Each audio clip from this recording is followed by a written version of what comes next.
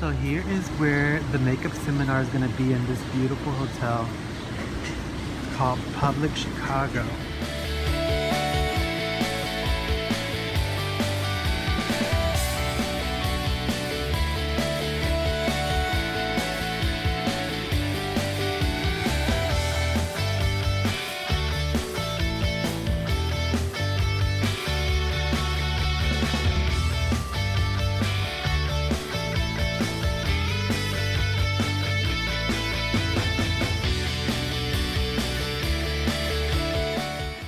Here is Sam Fine's makeup setup for the day.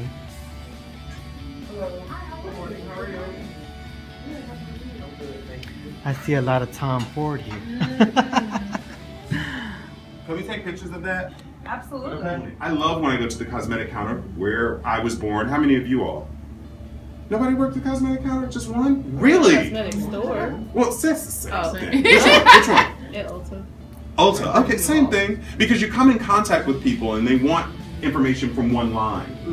Oh, you know we ain't got that here, but theirs is amazing. And that's when it's honest and you wind up keeping that customer, you know, and she becomes so faithful, you know, whether you are the customer or whether you are the person servicing the customer, you totally connect with them in a different way.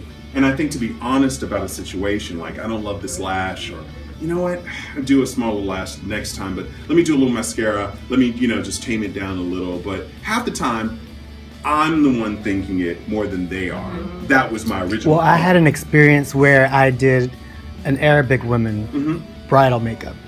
And she explained it to me a different way, but she really wanted drag, is what she really wanted. I want natural.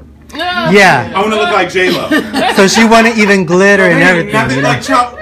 like that's what you just have to say. No, I was starting to do someone. I was doing someone for a premiere. Literally, first time doing her for a premiere of a movie, and you know, she's just like, I just want light. You know, it's a hotel. Yeah. You know, and every chance she got, you know, you could do a little bit more. You know what? I like that crease. Child, by the time I was done, I could have been done this the way I was doing. I knew exactly how to do and this. I felt bad because I'm like, I didn't give her what she wanted, and I tried to explain. She got what she wanted, though, didn't she? No, she didn't get what she wanted. Really? No, because she asked for soft. I gave her soft, but she wanted drag. But you couldn't build into that? No, because after the fact, she told her friend, and then her friend told me. And She was like, part about and that, her friend told her, he knows how to do drag type makeup. Right, We just don't call it drag, because, you know, Right. that's what she wanted. And the She whole wanted full on part makeup. About this is that we all have had those moments. You know, we all have those moments where it's like, I'm always like, you know, if I'm doing a client and they're working with a hairdresser, I'm a lot more like, is she okay? Are y'all gonna keep looking at each other? Is it okay now? Like, let me know, because y'all can say it.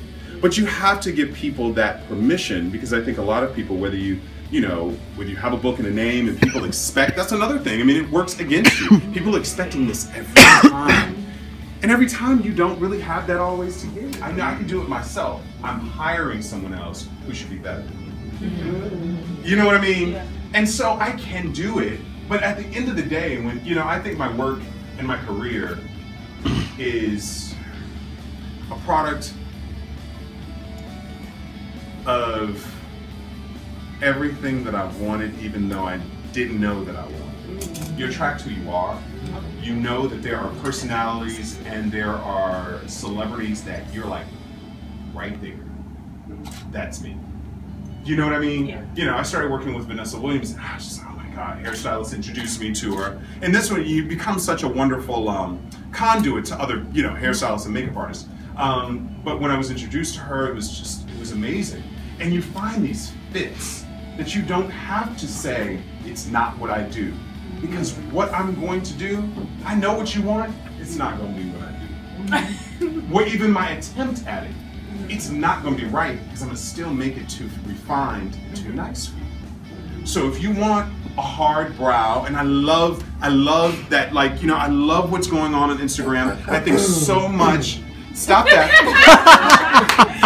I love what is going on, and I'm going to talk to that during my demonstration. Like, no. I don't mark a face up and blend from there. I don't do concealer around a brow and do it. I don't. It's not my way. I mean, you'll see, I use a lot of makeup. But, a lot. Yeah. You remember? Yeah. I do. But it don't look like it. Exactly. But that's the goal, is it shouldn't look like it. You're shooting a video for 12 hours or 14 hours. I've been on set for 24 hours. You know, you want something that lasts, and I'm not going to keep coming up and reapplying concealer. It's not my way. So, my point to that is we're in a day and age where there are a lot of points of view. The industry is asking you, what's your point of view? When I first worked for Essence Magazine, one of my first jobs, and Roxana Floyd was right next to me, was this boot camp beauty days where they would have like 3 or 4 makeup artists and we'd all work together and do models, and you know, they'd be featured on different pages. And she said, I was starting to do lashes, and she said, well, they don't usually like lashes. And I said, well, that's really all in my portfolio. See how old I am?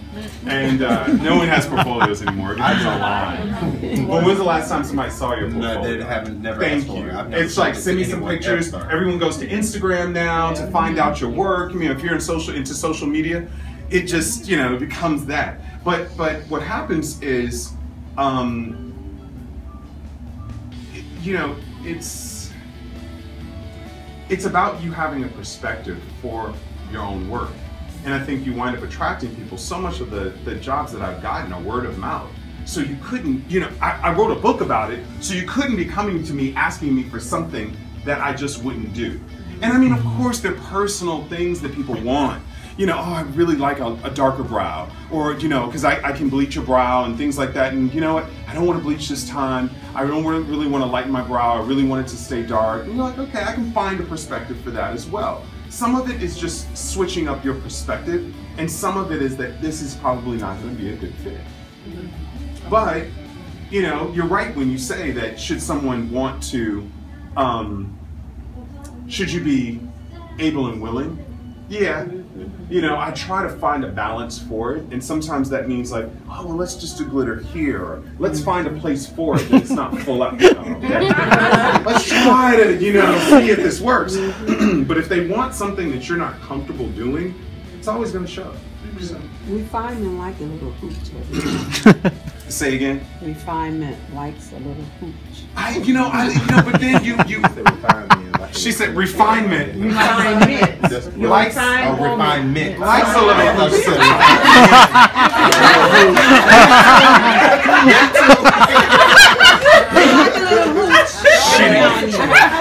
She didn't get it. Wait, and I was like, what do you mean? Marjorie, all I'm saying is, my daughter told you I like glitter, and she said, but you're getting old, and you said leave her alone. She can do a little glitter up here. But you can find a place for it. But that's different than you starting out saying, I love this look, and it's like, okay, let's find a way to make this work for you. And I mean, I think that's possible. I do think that's possible. You know, but when it's not possible, when it's a bad mix, it's just a bad mix. You know. But I get it. I mean, you did a wonderful smoky eye in purple. But, you know, for having gray hair, color really wears really well because you're void of color then.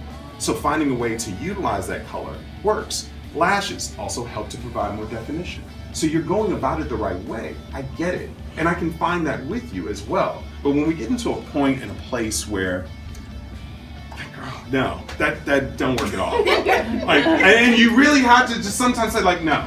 I don't see it. Like, help me to see it then, because as you know, and then then you get to a place with your clients and they can say like, I'm really feeling a strong mouth, and I was like, I saw the dress. You're right though. You're right. Do you always start with skin first? I do. Roxana Floyd does eyes first, and then she does foundation. I mean, then she does eyes and then foundation. I need to see it.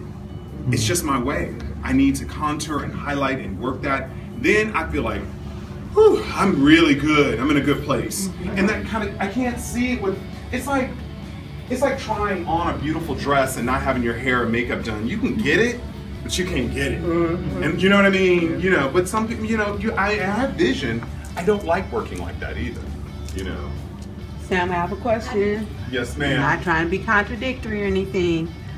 But the first thing you did was put clear mascara on her eyebrows. It's just like a prep. Like, had I needed to tweeze her, remember I talked about the fact that I don't really need to tweeze her right now? Do you believe in color correcting, or do you just leave it strictly for the concealer? Okay, because you can tell I don't. But, I mean, honestly, I look at color correcting. I know people who do it. Okay. Sonia, don't you use it? Yeah, I color correct. Yeah, I color correct them. Yeah, for me, because I have dark circles that are discolored, so I'm really sensitive to that. This is the best work best for thing that you. ever That's happened for in my me. life. High five, Marjorie. Oh God! Happy birthday. It's gonna make me want to start with foundation all the time. Right. I think I am. Right. Switch over. I used to get scared But to when start you're with too foundation. faced so like scared that, to you brown. Well, gotta yeah. really go there on the it's all eyes, one though. thing. It's connected. But the thing is, So, sometimes the eye while- takes so if long you're that you if you're just get tired. contouring from the cheek only, and it has no association to the forehead, you're separating the face. It's all one thing for me. It is a mask. I mean, people say it's a mask of makeup. It is. It should connect. So if I were drawing this, I wouldn't draw, just draw one thing and not have it connect somewhere. It's got to live on her skin. And the minute that it stops, it's kind of like, because I'll have clients will say, "Oh, Sam, can you do more right here and bring it in?" It's like, "Oh, okay, sure." Look at me. I'm sorry. Enjoy yourself. Please enjoy yourself. I'll be having like 50 dang brushes for brushes. Get a contour. But because I'm not wiping. I'm just taking a tissue. Yeah, just taking off. Okay, so my question is, when you work with celebrities or semi-celebrities, a lot of them try to get you to do stuff for free. It's happened to me, and she was an anchor person for a local Spanish station. She kept wanting to do everything for free. And she would be telling me, "I'm gonna plug your name, or your name is gonna be in the local newspaper." And it was a couple times. But then I was like, okay, she's not paying me ever. So my question is, where do you draw the line? Or how do you even go about working with, if Well, when hopefully you're starting she's to. not following you on social media. And secondly, there's a difference between exposure and exploitation. You get that, right? Yeah. The way you start is the way you finish. So it's important whether they're paying, a lesser rate that speaks to your travel, that speaks to your parking, that speaks to your time. At least you're getting them accustomed to understand that your time is valuable. I don't see a lot of those kind of assignments growing. I was assistant, I have assistants, and I always make sure there's an opportunity for them to grow, but I also make sure that they're paid. So I think it's important for you to gauge those opportunities. Right. It should lead to the third and fourth time when someone's asking you for something free. That's no longer a request, that's someone begging. But when they say you're gonna get credit for it or free publicity from it, how can you? How do you quantify? How do you gauge? Okay. What you're getting back from the publicity she's offering? That's a question. I don't know. Sometimes I'm like, If I guess you I have to can't do my quantify research. If Yeah. you can't quantify it, Yeah. then it doesn't have as much value as she's placing on it. Okay. She could be brilliant. Okay. Thank you. Could be brilliant. God, next time I'm telling you, we need more air. This To is George. To the most annoying student ever. It's like, no. Hardly. I have no idea. This was the best class ever. Thank you for you. being a part of it, really.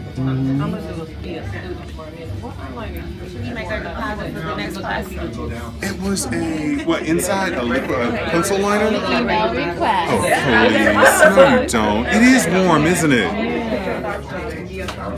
It's so beautiful.